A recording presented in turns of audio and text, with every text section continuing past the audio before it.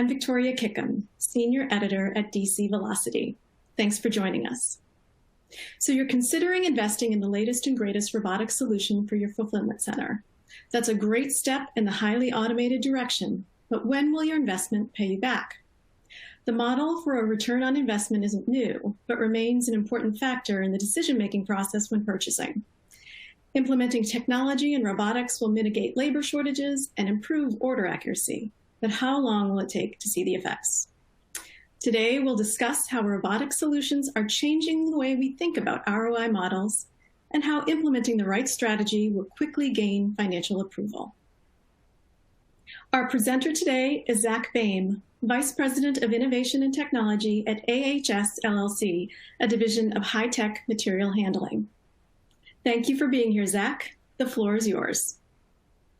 Can be used to drive an ROI will be one of the key topics, as well as which robotic technologies to consider to help drive an ROI, and we'll walk through the process of a facility and highlight some of the different technologies to take a look at.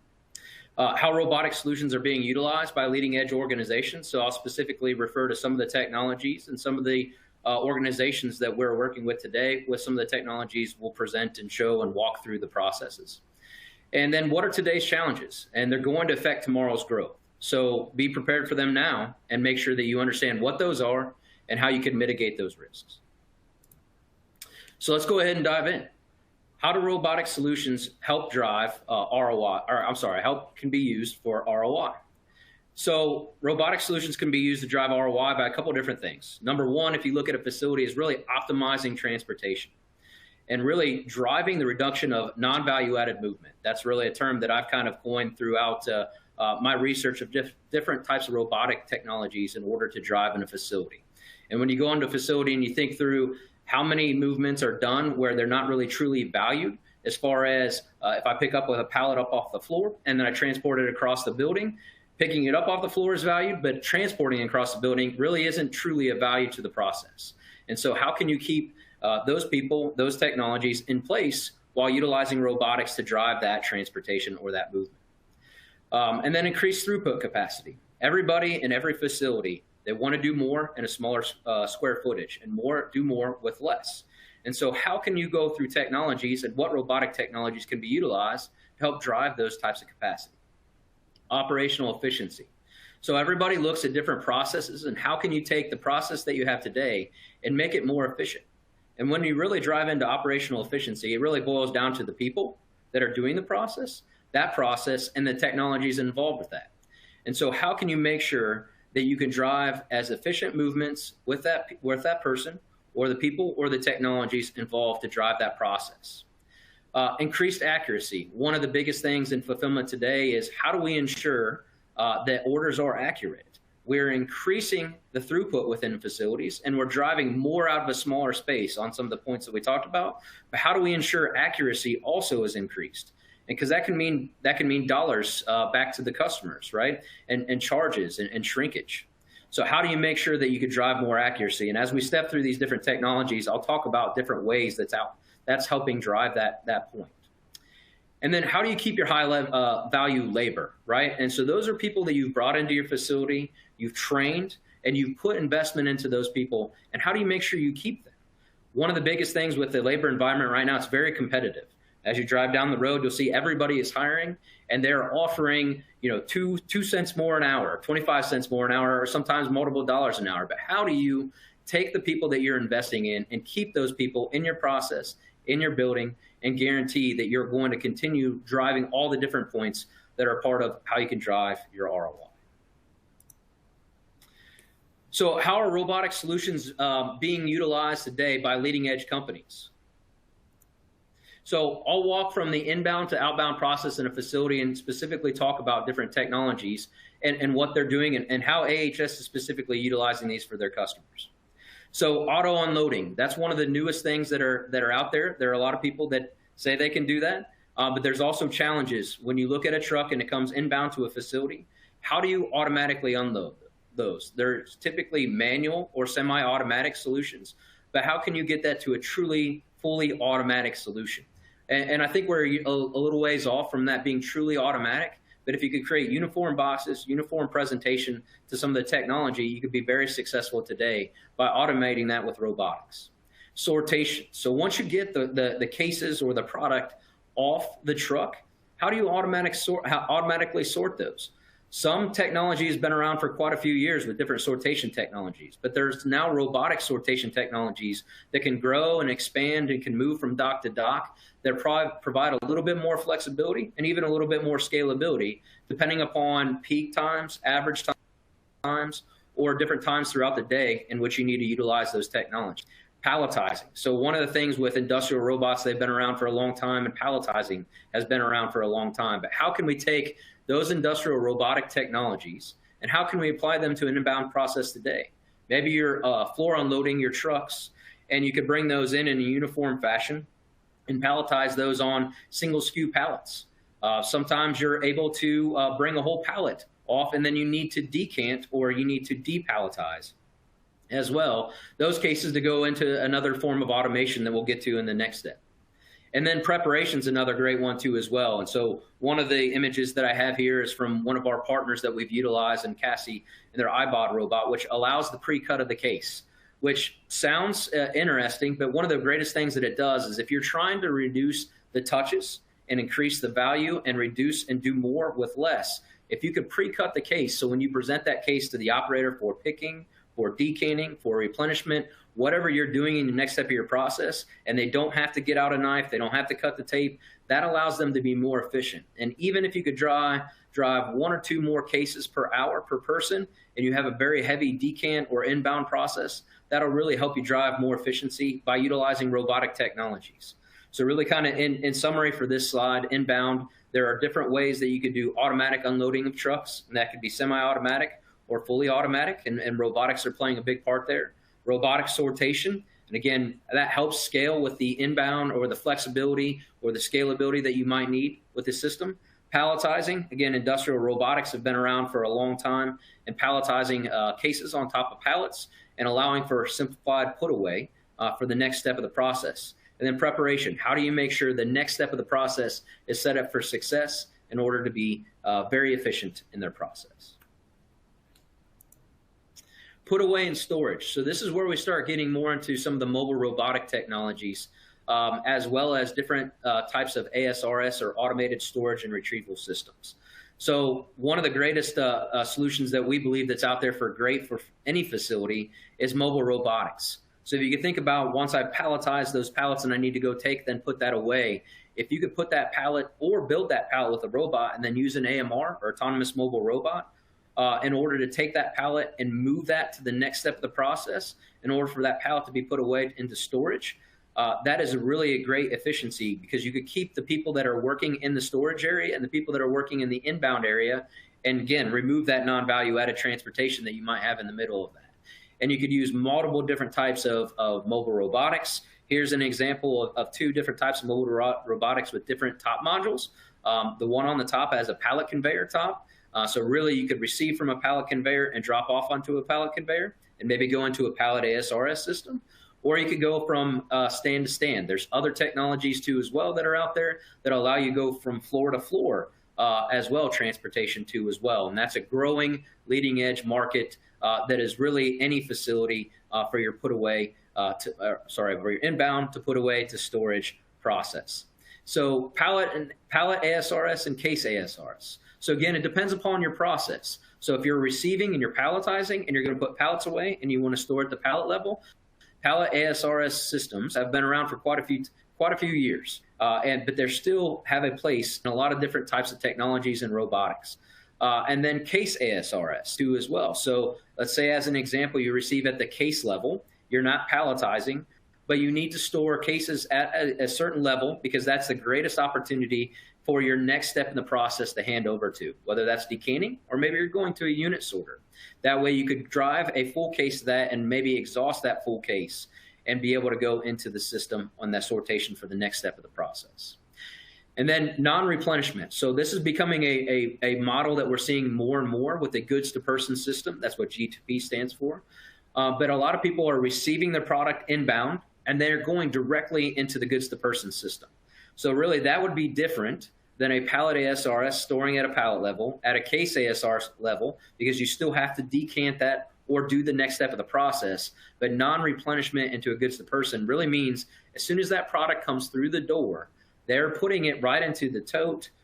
Maybe there's a tray, and that way basically once they receive that in there, that is live inventory that they could pick eaches out of on the front end side. So in a summary, again, for the put away to storage, mobile robotics is becoming more and more heavily adapted into these types of processes, driving non-value added transportation out of these processes, as well as pallet ASRS and case ASRS. And those have been around for quite a few years, but it's still, again, a valuable technology if it makes sense in order to automate that process with robotics.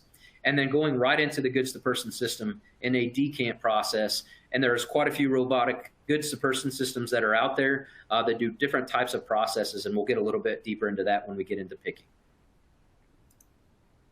Speaking of picking, one of the biggest technology that's really taken the industry, in my opinion, by storm, and it's becoming a huge value add in a lot of fulfillment facilities for e-com, wholesale, omni-channel, all different kinds of facilities is goods to person.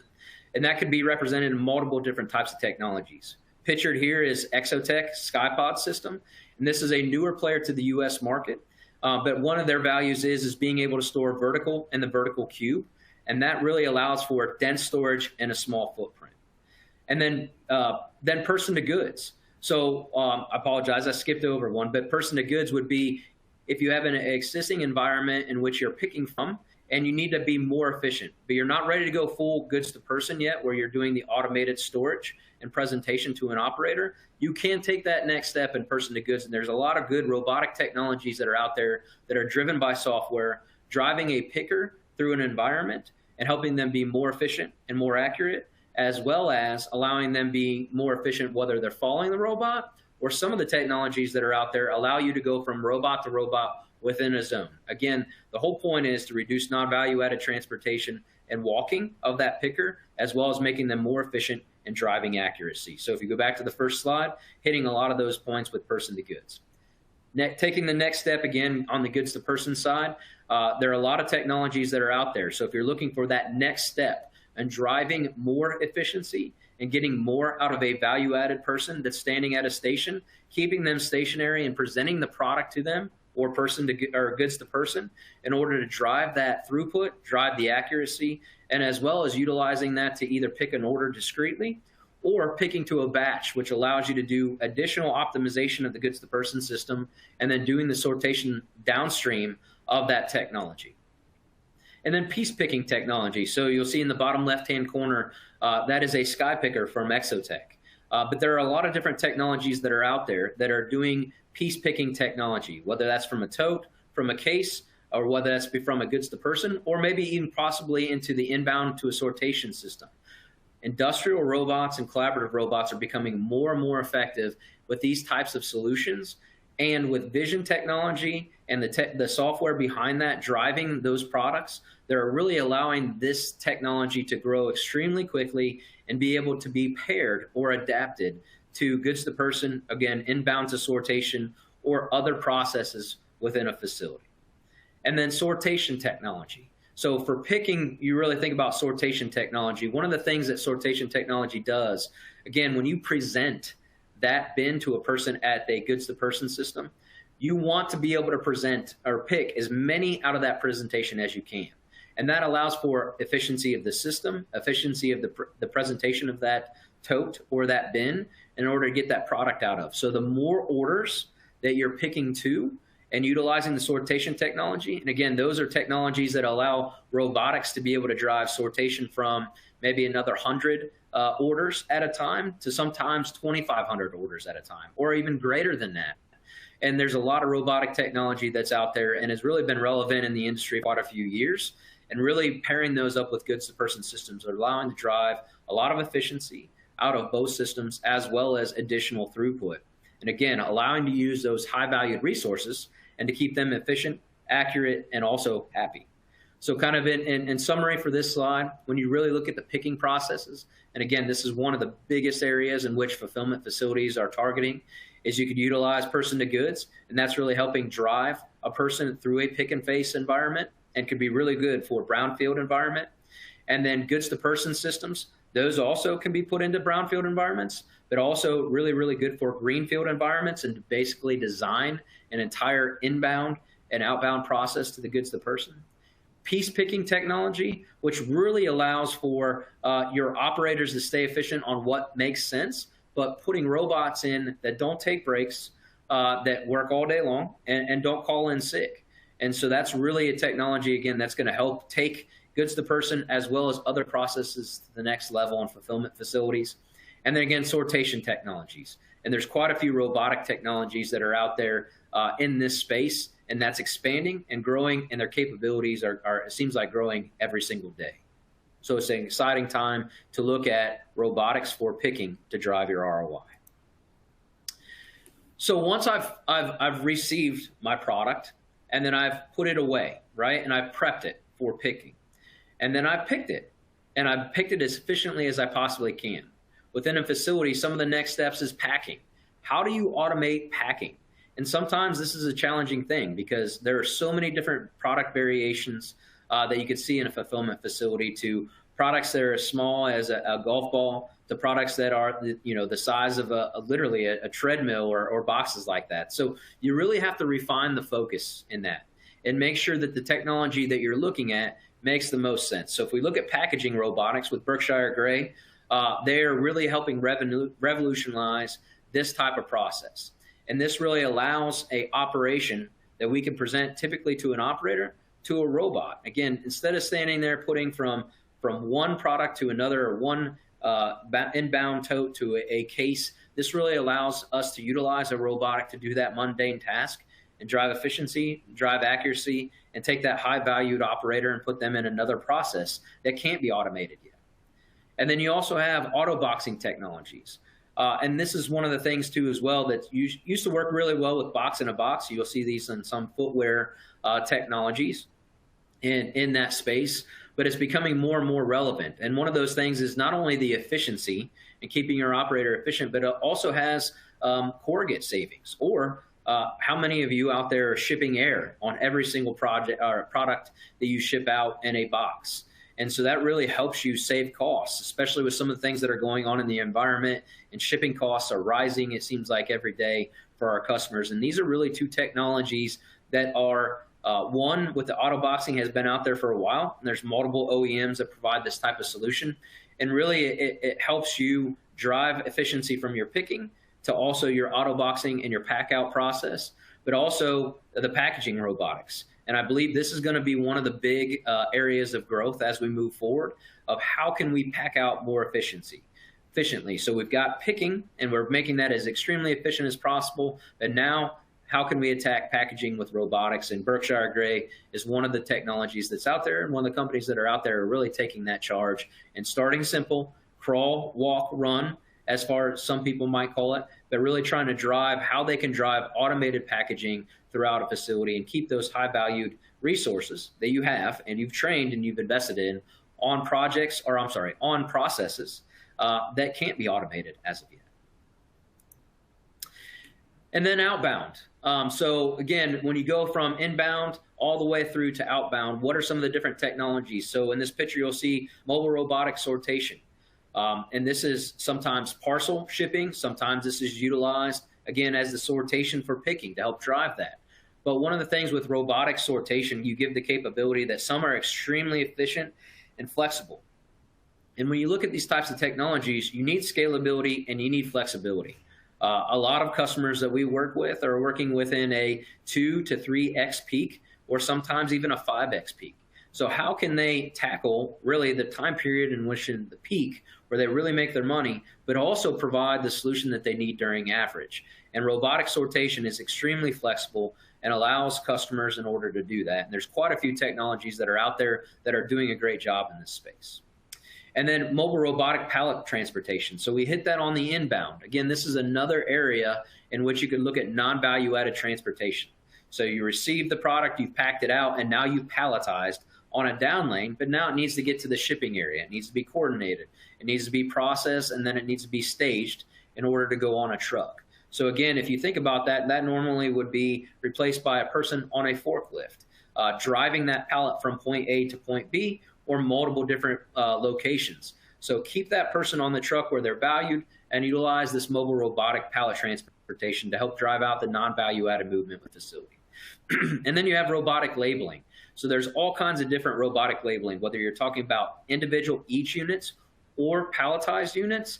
And this is really a technology that it seems really interesting that people would use robotics for, but this in the manufacturing world has become more and more relevant to ensure that labels are put on a pallet. So once you put the label on the pallet, if that falls off or it's not applied and it goes to the next stage in your process, whether it's going to another facility or the customer, and that pallet does not have a barcode on it or does not have any of the information, it's really difficult to track. So this is one of the areas that we've started to see industrial robot arms being utilized to help apply labels to pallets and to cases in order to ensure that they can help with the next point in the destination or the downstream process for sortation of the pallet or sortation of the cases. So again, in summary, some different areas that we could use robotics for outbound would be mobile robotic sortation, mobile robotic pallet transportation, again, utilizing the AMRs that I had outlined previously in some of the slides. And then robotic labeling is some of the areas in which robotics are being used to help drive efficiency, accuracy, and non-value added movements within a facility during the outbound process.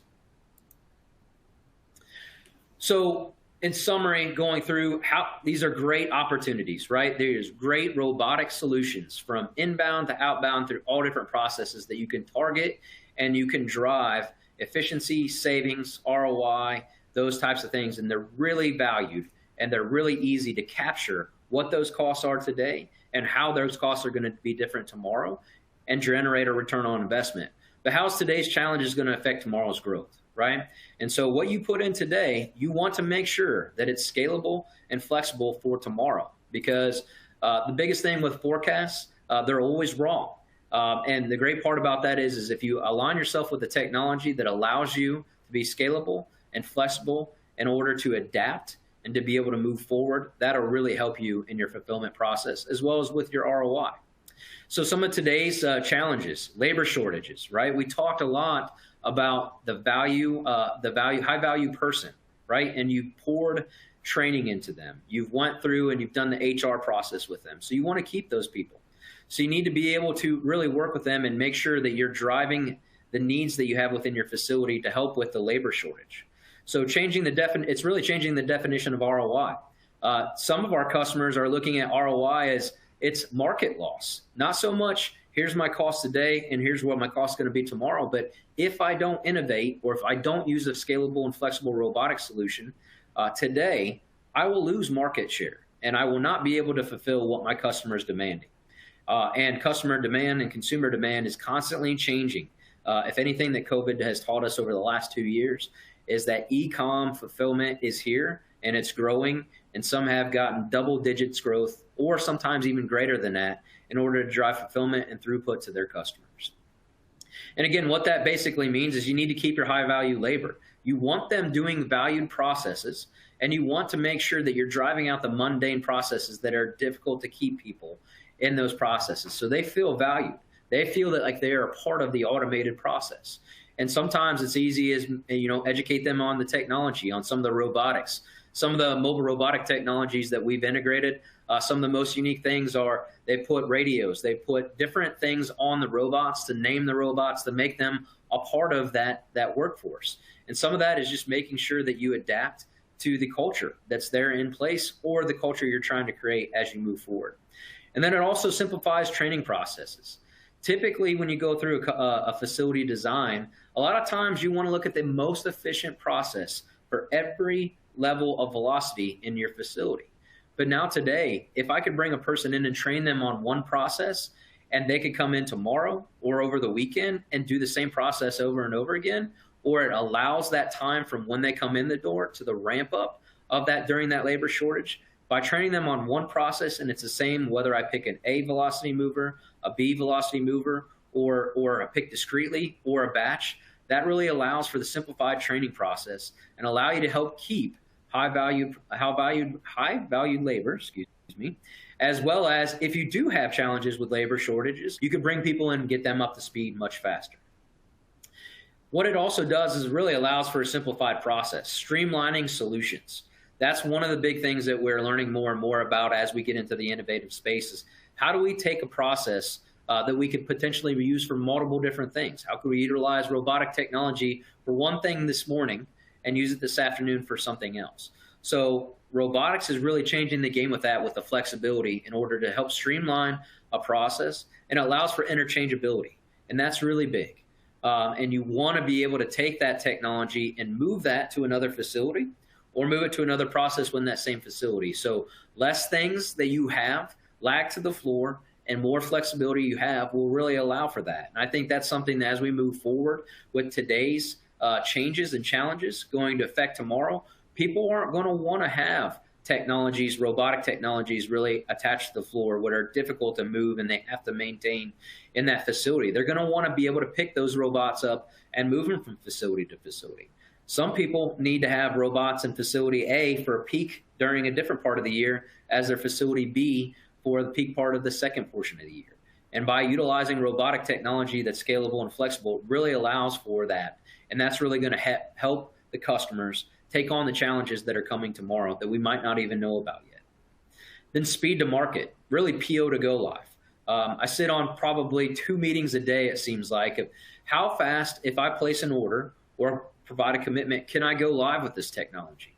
And so with supply chains being stressed, one of the things with robotic technology is a lot of times you could go live much faster. Again, scalability and the flexibility piece of that. And really what that means to the customer is you can now return your profit faster. And again, drive that ROI faster. If I can bring you a technology that'll give you an ROI starting in 6 months versus 18 months, what value does that bring to your process and to your ROI in order to drive where you need to go in order to keep your customers and keep the consumer happy? And then again, supply chain challenges. Everybody is being hit by this. Technologies that used to be 8 to 10 weeks are now 20 to 26 weeks. So one of the things that allows you to do with the flexibility and how can you drive through supply chain challenges is you need something that could be very scalable, that you could plan for, but you could also be flexible with and do different processes. And then transportation costs, right? So those are starting to become more and more, especially I know I filled up my vehicle this morning and it wasn't as cheap as it was a week ago. So some of those things are starting to challenge the market and challenge how we go about looking at an ROI. And that might actually help you drive an ROI faster if you look at your transportation costs. And so those are just things that you could look to that are going to be different today than they are tomorrow. But again, if you utilize robotics, that'll help you go with the curves that may be coming your way with speed to market challenges. Scalability and flexibility.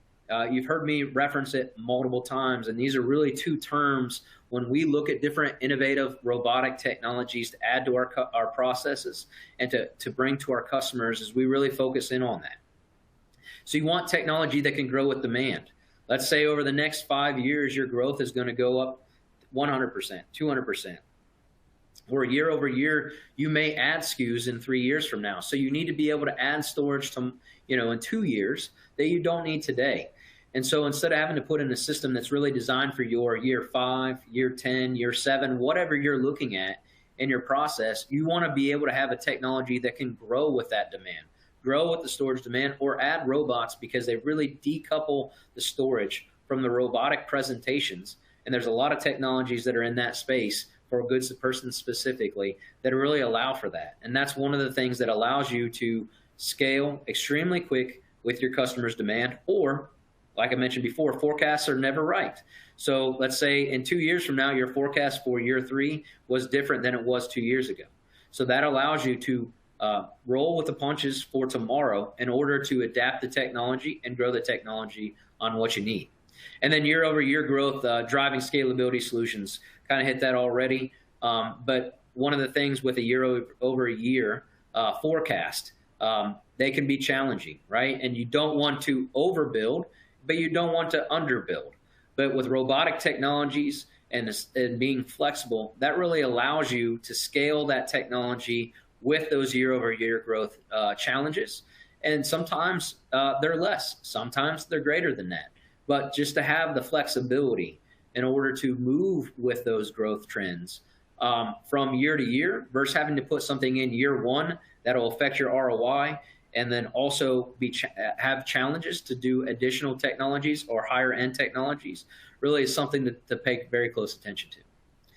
And then the technology needs to be nimble, right? It needs to be able to be creative, and is allowed for different processes. So as an example, if you walk all the way through those processes, a lot of the technologies we've aligned with allow us to put specific automated processes in and then add the additional processes downstream in the future.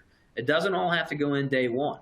Maybe it makes sense to add some of the technologies that we referenced in year 2 or year 3, but you have to be nimble and you have to plan for that. And you want to make sure that you're going to be able to adapt and those challenges that are going to come with you tomorrow, that you may now need to do palletizing automatically with a robotic palletizer. Or you may want to put mobile robotics in for moving 5 pallets an hour today, but in year 3, it's going to be 50 pallets an hour just upon your growth. And then opportunities you need to mix and match with processes and technologies. This is something that you're going to see grow very, very fast, very, very soon. A lot of OEMs are now having multiple different process technologies, specifically in the goods-to-person space, but now they're taking those processes and pairing them together, allowing those robotics solutions to be utilized for process A and process B, but allowing them to hand off to each other, really into getting the best bang for the buck for each one of the processes and each one of the technologies in each one of those spaces. So it's really important to understand where you're going with that robotic technology, where are they going in their roadmap, and how might that change that you can mix and match those processes and those technologies together. One of the last points on that, and one of the things that is really neat in the AMR space, is there are quite a few technologies that are working together to generate a solution where they could have multiple robotic OEMs working within the same facility, but know each other are working on the same platform. That way, each one knows there's mobile robotics in space instead of seeing them as dynamic objects. And if you understand what I mean by dynamic objects with an AMR space, we'll kind of all chuckle with each other, but that is very true. If they all know each other are robotics, they can work around each other and be very efficient and help drive some of that scalability and that flexibility in order to help you handle the challenges that are coming tomorrow. And then the last one is doing more in a smaller footprint. This seems to be a big challenge for some, especially when we're looking at micro-fulfillment, is you're in a smaller, more densely populated area. So you don't have million square foot buildings. You don't have 500,000 square foot buildings. So how can I do more and get the most out of the square footage in the vertical space that I have? And so really we call that utilizing the vertical cube within a facility. So some technologies are really good at utilizing the vertical cube and some are not. And really you have to evaluate that with your customer and understand, how is that going to affect your ROI? What is that value of that square foot that you're going to take up, or the value of the square foot that you're going to save that customer? Because maybe they're going from a manual process to an automated process, and now you just took that square footage and you shrunk it by 3/4. That happens on a lot of projects and a lot of technologies that we look at in the goods-to-person space for that. The other thing is being closer to the consumer, right? We talked about that, being more in a more densely populated area. So the smaller footprint is very valuable, and being able to drive more throughput in a smaller footprint. One of the greatest examples we have is we're working with one of our customers, and we added different types of innovation technology to their inbound and outbound process. And in basically 250,000 square feet, they're driving more output and storing more than they are today in a 450,000 square foot facility. So really, they're able to utilize the vertical cube, and they're able to use different types of technology in order to drive more efficient output and storage in their facility. So in summary with this slide, I know I spent a lot of time in here, but this is really what we're going to be talking about as we move forward as an industry as a whole, is what are today's challenges going to affect tomorrow? Labor shortage. I know that's been around for a while, but it's going to continue to happen. It's going to continue to be challenging to get people, and you want to make sure that you prepare for that. You want to simplify your processes. That could be your training processes. That could be the process to go from inbound to outbound within your facility. Speed to market. This is huge, right? Especially with a lot of brands that are growing constantly and they want to be able to get to market faster to be able to drive their product to those consumers and meet the demand. And that's going to be really important. Scalability and flexibility. As you're moving at the speed of light, you want to make sure you're choosing a technology and working with an integrator that gives you the capability to be scalable and flexible. And some technologies are better than that than others. And some are more beneficial in some places, and you may have to put certain technologies on hold during your process and focus on those before you bring those back up, or you create a plan on how those could be introduced to your process later. And then doing more in a smaller footprint. How can I get more out of a less footprint and utilize my vertical cube in that space? All right, Victoria, on to you to see if there are any questions that we have from the audience.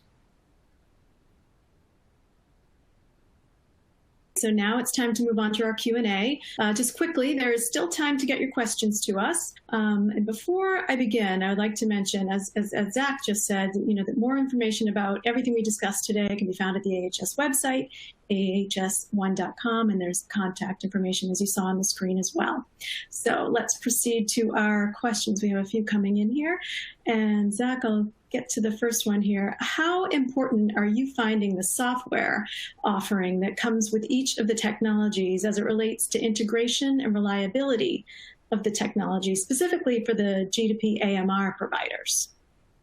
Yeah, that is a great question. And the reason why that's a great question is AHS, when we first started into the goods to person environment, really realized that software is key.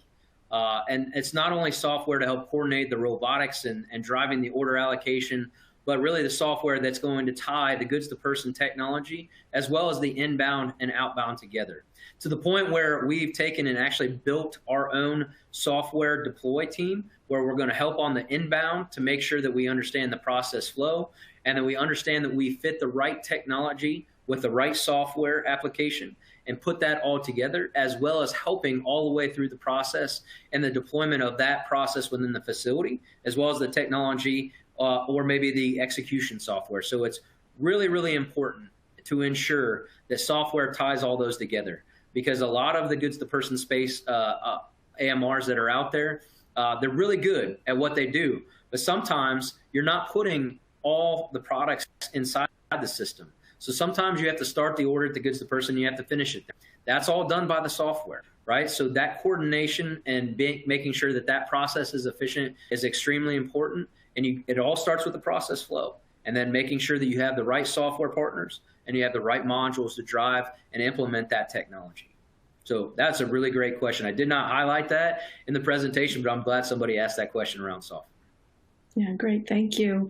Another one that we have here is, how do technologies that have extreme scalability and flexibility affect ROI?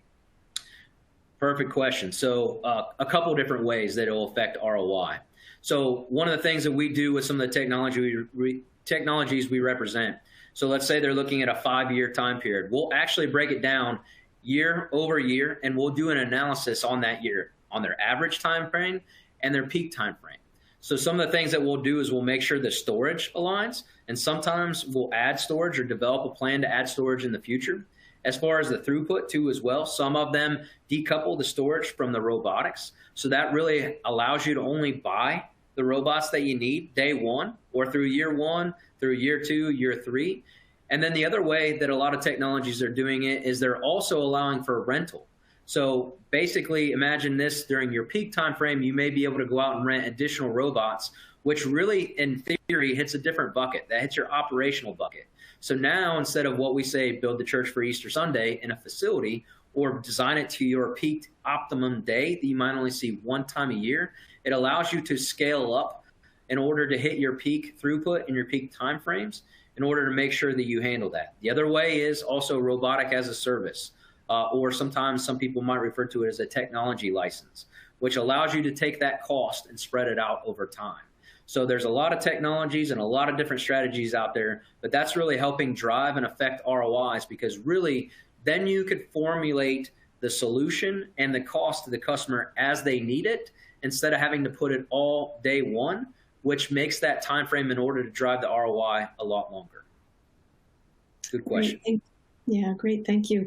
We've got a couple more here, but I want to let the audience know there's still time to get your questions in if you have some. So send them on in. The next one we have for you, Zach.